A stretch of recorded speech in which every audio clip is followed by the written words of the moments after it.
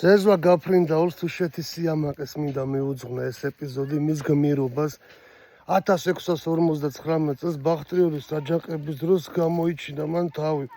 მარტო კაცი გალავანზე გადაძვრა, როგორც პრინც ოფ პერსი ხო გითამაშიათ კედელზე რო დაძვრება.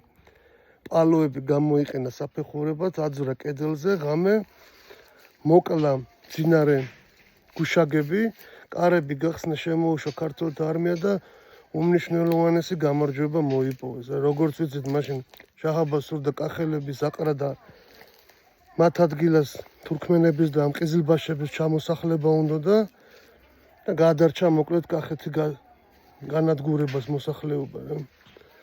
სამწუხაროდ ქართულმა ისტორიოგრაფიამ არ შეიყვანა ზეზვა გაფრინდაული როგორც ეროვნული გმირი. რადგან ის არ იყვარს მეფე, არც უფლისწული და არ დაუთმეს დიდი დრო, მაგრამ ხალხმა შეიყვარა. მას ლექსები მიუძღვნეს, მისი სახელი ყოველთვის უკვდავი ყოფილიყო. და ეს გაფრინდაულიც მისი ნამდვილი გვარი არ ყოფილა, ხალხმა შეარქვა ეგეც. რა არის ნამდვილი გვარი დამიწერეთ გთხოვთ რა.